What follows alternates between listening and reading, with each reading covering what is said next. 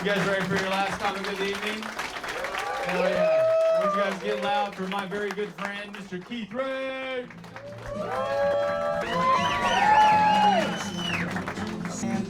Can we make it loud one more time for my friend Nicholas Ceppaglia, everybody?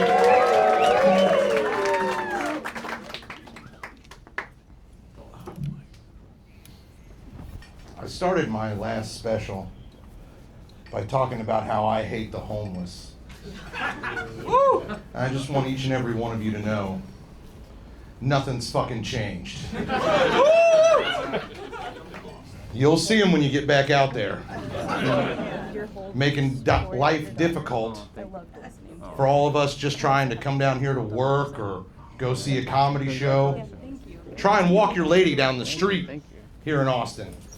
Fellas, what side of the sidewalk do we stand on when we walk our woman down the street? The street side, right? The curb side, the traffic side.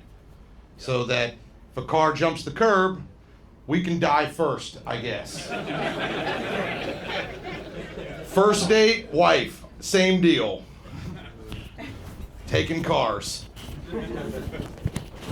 It's just what a gentleman does. But you can't just do that here in Austin, because you've got the traffic side, the street side, and then you've got the bum side. Leaving you forced to kind of sashay back and forth around your woman in some kind of protective two-step.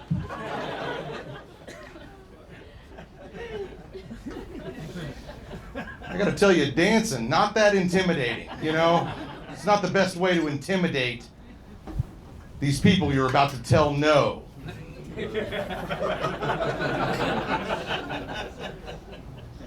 I wish somebody was walking around Austin with one of those air guns from No Country for Old Men.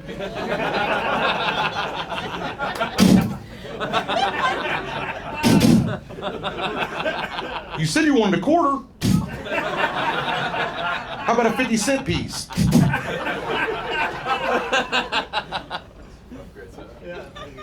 So anyways, I'm in love. Don't I have all the trappings of a man in love? Woo! And I got this chick from Arkansas. And she giggles when she comes. But she's from Arkansas. So it's like,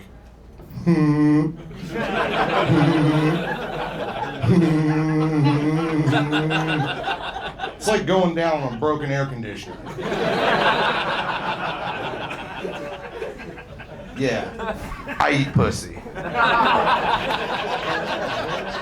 I got a 515 credit score and I date white women. You best believe I eat some pussy.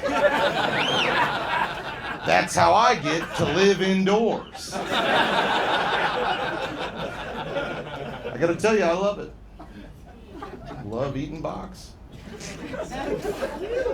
I remember the first time I ever did it good. Because it's the last day I ever played fucking video games. I've got a new controller now. Built-in rumble pack. I like how when they're about to finish, they try and get away from you. It's like, where the fuck you going? I've tried so hard. Stay fucking still. I do like eating pussy, though. It's got so many different flavors. And we all know the best one. Soap. That's my favorite flavor pussy. Soap-flavored pussy. I also enjoy a fresh out the pool. I would say my top two favorite flavors are soap and chlorinated. Now, I've been watching a lot of my female coworkers, you know, these lady comics, talking about how men can't find the clit. I'm pretty sick of all this yapping, so I'm gonna go ahead and stop my show for a brief moment and deliver a quick PSA to all the fellas in the room. It's at the top. Yes, thank you. You know the top, it's above the middle. Lick there. Not all heroes wear capes. Where to go from here?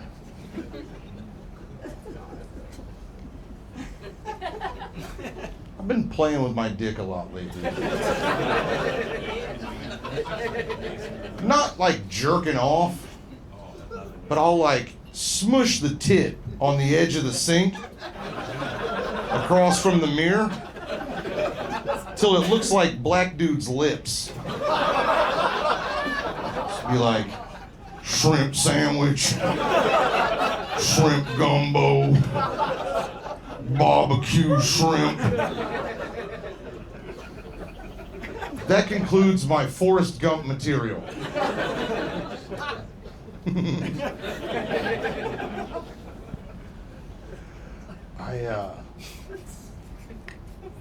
If you can't tell already, I'm from Indiana.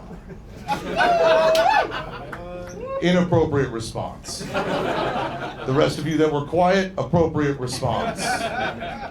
Indiana is a fucking shithole. Full of a bunch of proud-to-be-dumb rednecks. I got the fuck out of there as soon as I could afford a tank of gas. I'll give you an example of just how proud-to-be-dumb my people are. I got a buddy who has his associate's degree in restaurant management, and everyone at the bar calls him College Boy. You get me? I'll tell you, it's all right being from Indiana. At least I'm not from Kentucky. Yeah. Everybody's got to have somebody to look down on. And if you're from Indiana, it's people from Kentucky. I don't know if you guys know about Kentucky. Kentucky is known for two things: whiskey and bluegrass music. Are we all familiar with bluegrass music? Yep.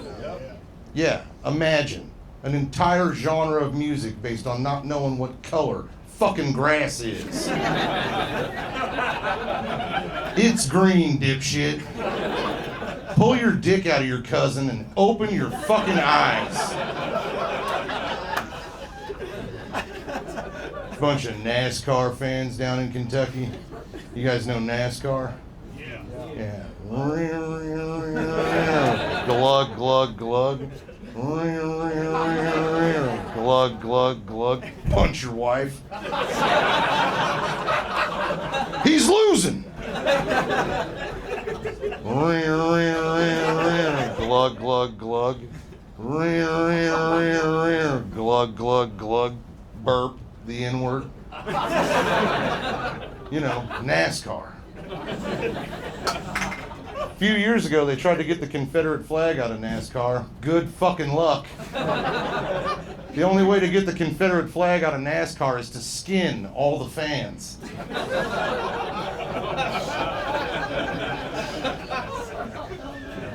If you didn't like that joke, don't blame me. Blame every dirty-footed trailer trash bitch sucks off every dude that gets that tattoo. They could throw some head the Monster Energy logo's way once in a while.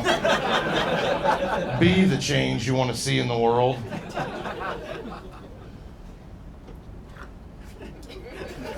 A few years ago, they stopped selling the Confederate flag at Walmart, which is innately tragic, because that's the only place people that want that flag can afford to shop. Not a lot of online purchase power in that demographic.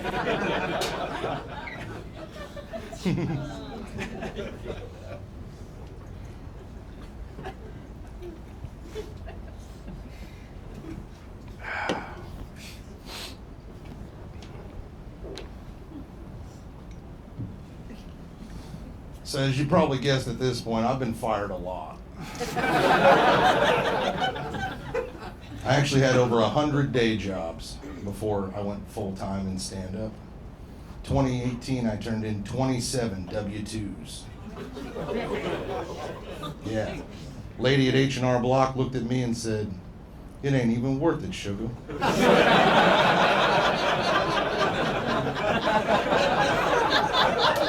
That's a joke about how it's always a black lady at H&R Block.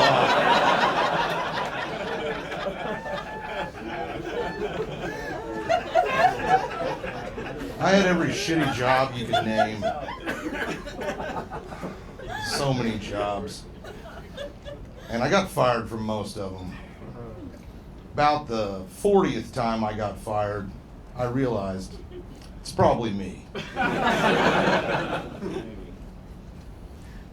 But I didn't want those jobs. I wanted this job, and I finally got this job. Yeah. It took 10 years. Yeah. 10 glorious, could-have-done time in prison years. That's the thing about getting into your 30s. You realize you could have killed that motherfucker, done the time, and been out by now. Anybody else know where their pedophile works? I do. I know where he's at 40 hours a week. And I still don't kill him. That's how I know I'm a pretty good person. Lost you guys on the pedophile material. Well, I just want you to know, everybody that really made you laugh tonight got molested too. Shouldn't be telling other people's secrets. Yeah, I just couldn't keep a job. I really couldn't. It was tough, you know. Sometimes I'd like the job, and they'd fire me anyway. Like one time, I was a dishwasher at a boiled seafood restaurant in Sherman Oaks, California. You'd think I'd hate that job, but they let me smoke all the blunts I wanted, so it was not the worst job you could have. And I remember they sat me down for my 90-day review, and I thought I was about to get a raise. You know, they said to me, you're like doing a pretty good job, you know, the dishes are clean, your area's clean at the end of the night, but it just doesn't feel like your heart's in it. Yeah, in the fucking dishes. Well, no, my heart's not in it. I'm saving that for a lady.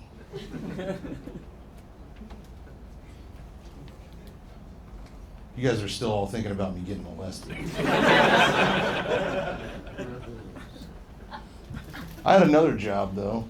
When I first started stand-up, I was a bartender at a rib house in Indianapolis. Yeah, day shift. Don't worry about me. I sold a lot of drugs. So I was actually the highest paid day shift bartender in all of Indianapolis. But I liked that job because I had regulars, you know. One of my regulars was a really, really old whore. You want proof of how old she was? Her name was Priscilla. You ever met a young one of those? Now, sir, you're with other men, so I have no chance of embarrassing you in front of your date. And when I say really, really old whore, how old do you think I'm talking? 50. 50. That's a ripe age for a prostitute. Wrong. She was every day of 86 years old. Yeah. And she used to blow dudes for a vodka cranberry. Yeah. Or drunk, one or the other. I thought about it after a while, because you got to respect the hustle, you know. She had an old age pension. It's not like she needed the drinking money.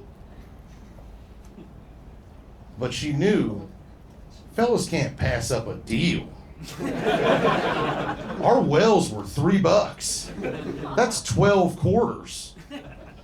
She knew nobody woke up in the morning like, I'm gonna get my load on at the rib house and get sucked off by somebody's gam-gam.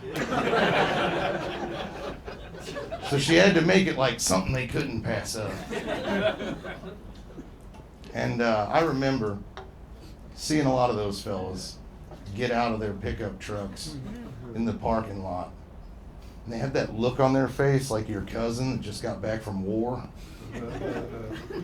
Fucking 1,000-yard stare. Yeah, I never took her up on the deal.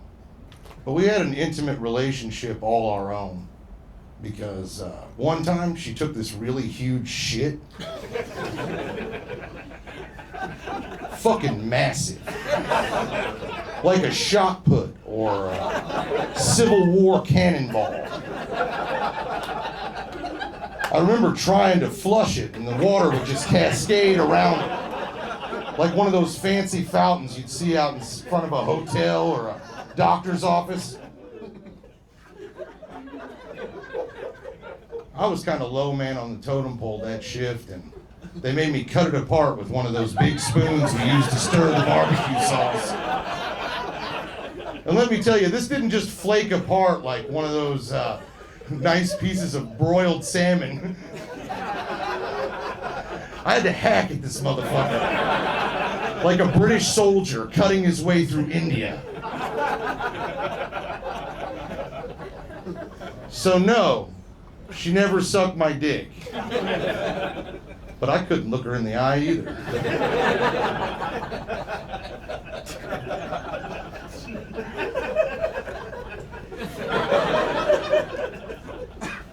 Now, that being said,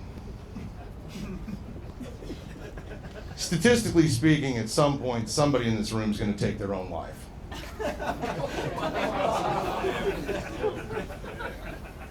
And don't, or whatever, but the reason why they're going to do it probably hasn't even happened yet.